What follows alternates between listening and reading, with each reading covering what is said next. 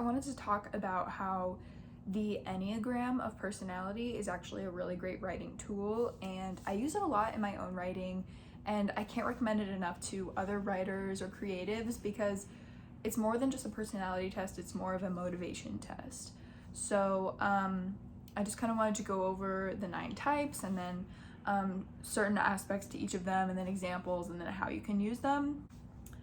I think that they're really versatile and really great overall because every character has something to motivate them, and so being able to kind of give yourself a really specific motivation for whatever character you have is going to help you to know exactly how this character interacts with the world that they live in, as well as other characters and what their enneagram is and how those types of characters will interact with one another. So the 9 types are number 1, type 1, which is called the reformer. They are rational, idealistic, principled, purposeful, self-controlled, and perfectionistic. They tend to like their way to be executed exactly the way they like it. And 2 examples are Spock from Star Trek and Hermione from Harry Potter. Both of them are really knowledgeable, really principled, like I said earlier, and very loyal to the people that are around them. Number 2, type 2, is the helper. These people are caring, interpersonal, demonstrative, generous, but they're people-pleasing and sometimes possessive. They are really great connector characters, and I seek out 2s in my own personal life because they do a lot of social legwork for me. They can kind of give you access to a web of other people, even if they aren't extroverted. Examples include Dr. McCoy from Star Trek and Elena Gilbert from Vampire Diaries. They really just have an arsenal of friends and companions that they tend to be really loyal to, and they sometimes struggle to put aside time for themselves in their personal life, which is kind of where the people-pleasing comes into play. Type 3 is the achiever. They are success-oriented, pragmatic, adaptive, excelling, driven, and image conscious. They really care about what they look like, what others look like, and how they can appeal to other people. Examples include Don Draper from Mad Men and Elle Woods from Legally Blonde. They both care a lot about how they look. They're both really intelligent and push for getting what they want on their own terms. They care a lot about what others think of them, which can be a real problem for them later on, because sometimes they might not actually see their own worth through their own eyes, and they only see their worth through what others think of them. Type 4 is the individualist. They are sensitive, withdrawn, expressive, dramatic, self-absorbed, and temperamental. They tend to be really creative. Almost always, if a character is a type 4, they tend to be creative. That's not always necessarily true, especially in the real world, but that is the kind of stereotype around type 4s. Examples include Alice Kinsley from the new Alice in Wonderland, Tim Burton's Alice in Wonderland, and Jonathan Byers from Stranger Things.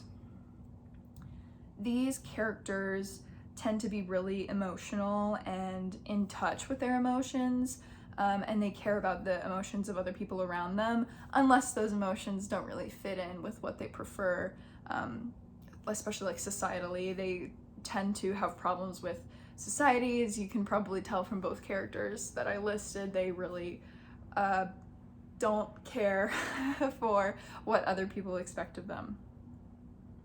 Type 5 is the investigator. They're intense, cerebral, perceptive, innovative, but secretive and isolated. These people are usually encyclopedias in their own knowledge, and they do not like to be wrong a lot of the time.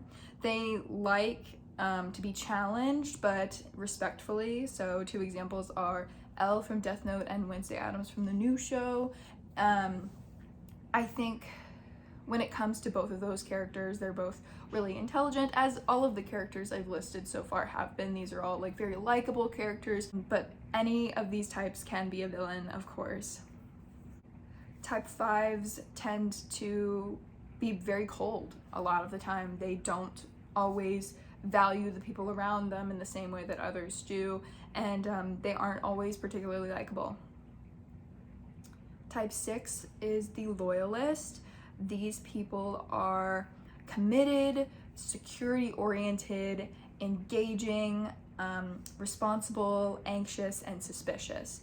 They are often considered the most emotional type, although type 4s are also very emotional. Type 6s are extremely loyal. They stick by their people, they really believe in, they hold true to their values, and they're not dissimilar from type 1s in that way. They are really great characters to write because they add on really well to a group. They're important to a group, they're really well loved, and two examples are Sokka from Avatar: The Last Airbender and Ron Weasley from Harry Potter. Type 7 is the enthusiast. These people are busy, fun-loving, spontaneous, versatile, distractible, and scattered. So they can kind of seem all over the place, but it's not for a lack of trying. They really strive to entertain those around them, and it can really take a toll, which is why they can seem scattered and having trouble with keeping up with those around them. But they really do add to a group well when they are focused, and it's not something that they struggle with at all. Examples include Dustin Henderson from Stranger Things and Phoebe Buffay from Friends. Type 8 is the challenger. They are powerful, dominating, self-confident, decisive, willful, and confrontational. They can be really intimidating to a lot of other people, but they are just kind of intense. They are great leaders and really, really good friends a lot of the time. Two examples include Max Mayfield and Darth Vader. I feel bad for listing a villain for the 8s, but a lot of the time 8s they fall victim to being villains. But I think a lot of it is because type 8s are, again, like I said, intimidating to a lot of people. They are very capable of using their dominating presence for evil, but they also are great leaders and oftentimes are really, really great protagonists. And last but not least, the 9th type is the peacemaker. They're easygoing, self-effacing, receptive, reassuring, agreeable, and complacent. That can be a wide spectrum of things. Some type 9s are peacemakers in that they are willing to fight for what they believe will cause peace in the end. So like if they feel there's an injustice, they're willing to step up and take care of it, especially like because when wings come into play, a 9-wing 8 and a 9-wing 1 can both really like feverishly believe in something and really step up for it. Examples include Shrek and Iroh, and I feel Iroh from Avatar: The Last Airbender, and I list these two because they're in different stages of their lives but not dissimilar. So Shrek, he says, I want my peace, I want to be left alone, and I'm willing to kick ass to do whatever I have to do to get you guys to leave me alone. And Iroh sees this injustice that his nation has brought upon the world, and he knows that it's part of his duty to undo that by helping the Avatar and teaching his nephew to step up and do the right thing. So while they can be complacent, they're also very capable. There's also this really great chart on the Wikipedia page for the Enneagram that kind of lists like each one, their fears, their desires, their vices, virtues, all these things. And I really love that for just like vocabulary behind each of the Enneagrams, because knowing what motivates a character and what scares a character is really going to push you into testing that and being able to show the full depth of their character when you're actually writing with that character. And something also to, include when you're thinking about writing this character, especially if they're going on quite a journey, the health levels. So each Enneagram The Enneagram Institute website is a really great source for this because they have really in-depth explanations of each of the health levels. But it's just a spectrum of how well and healthy that the person is. You know, like unhealthy types, they can be like on edge, falling apart, you know, suicidal, homicidal, all these really horrible things. And then someone at the peak health can be successful, capable, and, you know, really, really intelligent. And it just depends on how in tune with themselves they are, how in tune with their vices, virtues, and being able to kind of know exactly what they need and what they don't need. And a lot of it is like mental illness inspired, if that makes sense. It's each type is considered more or less prone to different types of mental illnesses. So the type 5, for example, is due to their kind of entrapment in their own brains, can be stuck with depression and schizophrenia and detachment. So like not really knowing what's real, not being able to trust themselves or those around them. And that's like, you know, peak paranoia. So like most people don't reach a level 9 of unhealthiness if they're, you know, not going to kill themselves. And you know, along with the health level is the age group. You know, like we have a character like Shrek and a character like Iroh, and Shrek is much younger than Iroh. He is already fed up with the world. He's already been dismissed by the world in his eyes. You know, he's an ogre. Nobody cares about him. He's done. He says, I will do what I have to do to get you to leave me alone. And Iroh says, I've done all these bad things in my life. I'm a grown man in my 60s maybe, and I owe the world better. I know that I have to undo the wrongs that I've done. So having two different people in different age groups is also something to keep in mind. You know, it's like, is your character in their 70s and they've already figured out what they have done wrong in the world or what they need to do better?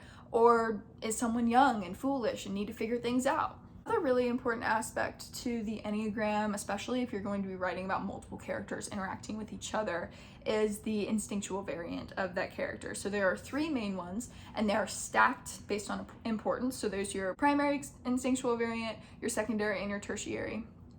And generally, the tertiary instinctual variant is your blind spot, it's your weak spot, it's what you struggle with the most, and it's something that you might shy away from out of fear or lash out against in anger. So everyone of any type is going to value themselves and their relationships differently. So using that information can add more nuance to a character. So the 3 are the social instinctual variant, which means this person will prioritize their sense of belonging and acceptance in a community. They really care about their friends. They really care about those around them. And they enjoy like groups of people, being with others that they care about, and forming relationships. And that's really important to their sense of self and sense of health. Next is self-preservation, which is like they will prioritize their physical needs, their health, their finances, shelter, and then depending on the different types, it could be like, oh, well, I believe that I need to be knowledgeable in order to feel like I'm capable of living life. So like maybe a type 5 would be focusing on the knowledge that they need to obtain to feel useful, to feel capable. So that could also be included in self-preservation as well. And then lastly is the sexual instinctual variant, which it's not necessarily actually sexual. It's really just more like one-on-one connections with people. So they're gonna prioritize like intimate, like closeness with individuals and chemistry and being close. And that can mean like romantic relationships, but it can also mean like this is the kind of person that likes to hang out with someone one-on-one only. They don't like big groups. They don't like being, not necessarily, because they could also have a social stacking if that's their secondary variant, but you know, they might prefer to be one-on-one with people. And you know, a lot of the time it does lean into being romantic relationships, but it doesn't have to be. It's just kind of what I wanted to harp on. Of course, one of the biggest parts of the Enneagram is wings, which is essentially because the Enneagram is like one shape. It's like a circle. Each Enneagram, it either is on its own, so you can have people who are only a type 2 and they don't lean to be a 1 or 3, or you have someone who is a specific enneagram, and then they also have parts of their personality or motivation that kind of bleed over from their neighboring number. So you could have Sokka, for example, from Avatar: The Last Airbender. He is a type 6, which is a loyalist, so he's very loyal to those around him and of his tribe, the water tribe. He's like very, very proud to be part of the water tribe. But he's also very funny, very enthusiastic, and so I would say that he's a 6-wing 7. So he's also very motivated by spontaneity and fun. So he, you know, if it wasn't wartime, he'd be having a good old fun old time with his water tribe buddies. And he does what he does to protect those around him. That is his major motivator. But when he's not in wartime, he's also going to prioritize the fun and happiness of those around him as well. So, you know, including a wing for your character, it's not always that important, because there are certain characters that might not need a wing. They might, you know, pull even from both sides of their neighboring numbers, and they don't need to have a wing. But many people in their daily lives do. I have a wing. Most of the people that I know have wings, and I think that it's really helpful. So lastly, I kind of want to use myself as an example, because I can know myself and I can say for certain there's a lot of arguments around a lot of characters. I'm sure there's a character that I listed earlier that people would say, oh, well, actually, I think that character is a different type, and here's why. And that's totally fine. I just kind of want to use them as examples because I feel like they're mostly knowledgeable, like well-known characters, and people can say what they want about, you know, each of them and have their different disagreements, but it's like, it's a character, so it's not like super important. But when it comes down to a person, like I know for certain that I'm, you know, a type 5 wing 4 and of average health with a self-preservation social stacking for my instinctual variant. Like I know those things about myself. I'm like very aware. So like if I were a character, and I'm kind of like exposing myself a little bit here, so be nice. I'd be withdrawn, uncomfortable in like one-on-one situations, and I'd be knowledgeable but creative and unique, and I would have a drive to be like really good at something, because that's a lot of what being a type 5 is like mastery of your craft. And you know, I might be cold or secretive to most people, very intense. Like a lot of the time I freak people out with seeming kind of intimidating or like not particularly friendly, because I know like I have to kind of overdo like the niceness a lot of the time, because I know I can seem really intense. But like really warm and open around those that I'm close to, because I do really care about the people that are around me, and like a sense of belonging is important to me. So, you know, each character is going to be different. Each person's going to be different. And I think that being aware of my own enneagram has helped me to be like more aware of my shortcomings as a writer and as a creative, because I know like, okay, well, I'm gonna like shy away from certain enneagram types that make me uncomfortable, or like people who have sexual stackings in their instinctual variant. Like it's really hard for me to write characters with sexual stacking. Like it's really difficult.